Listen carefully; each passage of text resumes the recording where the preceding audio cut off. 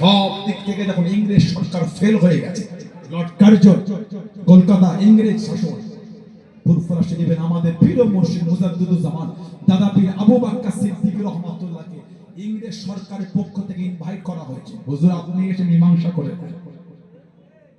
হিন্দু, বৌদ্ধ, জৈন, খ্রিস্টান সব সম্প্রদায় ধর্মগুরুরা ছিলেন।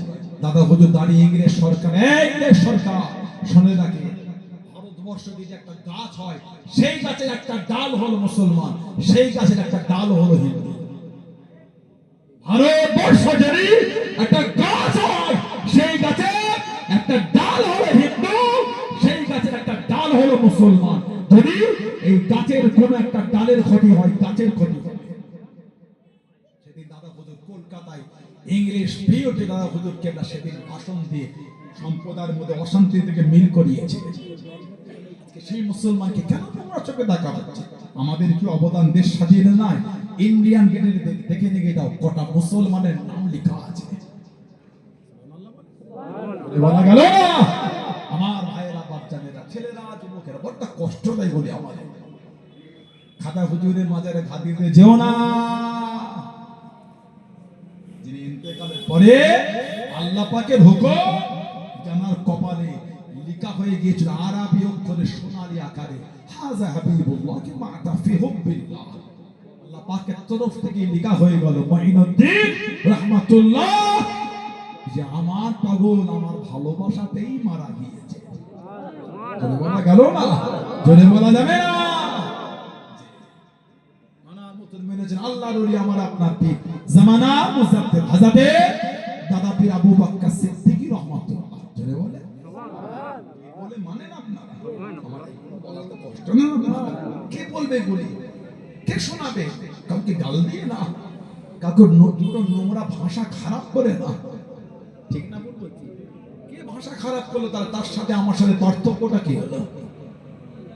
আমি যে আপনার পীরের বাচ্চা, ঠিক না? বলবো কে বাইরে একজন গাল দিয়ে দিল ফুরফুরা শরীফের হুজুরদের, আমি দিতে পারি না। আপনি দিন আপনার শিক্ষা আপনি দিয়েছেন, আমার শিক্ষা আপনাকে গাল দেব না। ভুল বললাম না? ঠিক বললাম? আপনি দিলেন আপনার রুচি, আমি যে আপনাকে ভালোবাসা দেবো। ফুরফুরা হুজুর অমুক, ফুরফুরা হুজুর তমুক, নেট খোলার মতন না। আমি দিনের উপর হাত দিই না, ঘৃণা লাগে, ঘৃণা। যুবকগুলো জিজ্ঞাসা করে এই কয়েক মাস ধরে নেটে হাত দেওয়া যাচ্ছে না, ফেসবুক আর ইউটিউবে ঢোকা যাচ্ছে না, ঘৃণা লাগবে। খালি খুললেই গান, বড্ড কষ্ট দিয়ে দেয়। কয়েকটা পোস্ট ছেলেগুলো স্ক্রিনশট করে হোয়াটসঅ্যাপে দিয়ে পাঠালো, একটা লিখছে ফুরফুরা হুজুরদের বিষয়ে লিখছে, ওরা নবীর বংশ না, ওরা হলো আবু জেহেলের বংশ। যদি আপনি বলে খুশি হন, খুশি হন। যদি আপনি এটা বলে আমাদের খুশি হন, পারলে আরো দুটো দিকে দেন। আমি আপনাকে নোংরা ভাষা বলছি না, আমি বলবো না। যদি ফুরফুরা হুজুরদের করে আবু জেহেলের বংশ বলে খুশি হন, দাদা হুজুর আবু জেহেলের বংশ, পাঁচ হুজুর আবু জেহেলের বংশ, আমার আব্বা চাচা আবু জেহেলের বংশ, দাদা হুজুরের আব্বা আবু জেহেলের বংশ, আবু বকর সিদ্দিক রাদিয়াল্লাহু তাআলা আবু জেহেলের বংশ, যদি বলে খুশি হন বলেন। বিচার তো আল্লাহর আদালতে হবে, কথা বলে না? বিচার তো আল্লাহর আদালতে হবে, পালাবার কোনো রাস্তা না। এখন আমাকে স্ক্রিনশট আছে, মাঝে মাঝে দেখি আর চোখ দিয়ে নিজের অজান্তেই পানি পড়ে আর হাসি, চোখে পানি পড়লো, মাঝে মাঝে হাসি। কি শুরু হয়ে গেল? ভালো লাগে না কেন ভাই? কেন কেন আমি খারাপ যে আসলেন না আমার কাছে, ঠিক না? ভুল বলছি? মানলেন না আমাকে, ভালোবাসলেন না আমাকে, নাই গেলে কিন্তু আমার পাঁচ হুজুর তো ভালো, তাদের তো আপনারা ভালোবাসে। আগামী বছর আব্বা হুজুরকে দাওয়াত করতে বলছে, 29-এ পৌষে আছে বলছে, হুজুরকে মানে দাওয়াত হয়ে গেছে, আলহামদুলিল্লাহ বলে। জোরে বলতে পারে না? জোরে বলা গেল না? এই দাসা হুজুর আসবে আগামী বছর, বলুন আলহামদুলিল্লাহ। আল্লাহ সকলকে সুস্থ রাখেন, সকলে হায়াত রাখেন, বলুন আমি, বলেন আল্লাহুম্মা আমিন। আপনারা আমার আব্বা জান, আমার চাচা জান হুজুরদের ভালোবাসেন তো? আপনারা না বাসেন? তাদের লিয়ে থাকে। এই হুজুর যদি খারাপ হয় নাই ভালোবাসলে, কিন্তু আমি বাদে আমার আরো 15টা 20টা ভাই, তারা তো ভালো, তাদের ভালোবাসা না। আমি খারাপ জানেন না, তা বলে আমাকে রক্ত তুলে গাল দিলেন, তা বলে আমাকে জন্ম তুলে গাল দিলেন, এটা কিন্তু ঠিক হলো না। তবে এই বিচার রইল আল্লাহর আদালতে হবে, দুনিয়ায় হবে না। এটা আমি আশাবাদী না। আমার পক্ষীয় কেউ অন্যজন দুটো নোংরা ভাষায় গাল দেবে, এটা আমি আশাবাদী না, এটা আমিও আশাবাদী না। দাদা হুজুরে মানি, আর দাদা হুজুরের বংশ গুণ হলো আবু জেহেলের বংশ, এটা তো মানা হলো না। আল্লাহ আমাদের হেফাজত করে, বলুন আমি। অশান্তি ভালো লাগে না।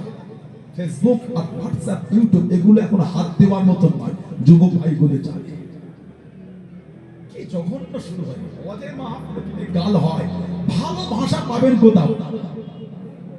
এখানে যদি আলেমটা ওয়াজ করতে এসে গাল খিস্তি করে, নোংরা নোংরা বাজবান করে, ভদ্রতা শিখবেন কাদের থেকে? সুন্নাত শিখবেন কাদের থেকে? বলেন ঠিক না?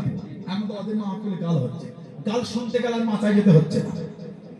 গাল শুনতে আর ক্লাবে আড্ডা দিতে হয় না, গাল শুনতে ওই মদের আড্ডা যেতে হয় না, গাল শুনতে বিকালে তাসের আড্ডা যাওয়া লাগে না, গাল শুনতে আর আপনাকে চায়ের দোকানে বেশি বসে থাকতে হয় না। জলসা এসে বসবেন, এখানেও গাল শুনতে হবে।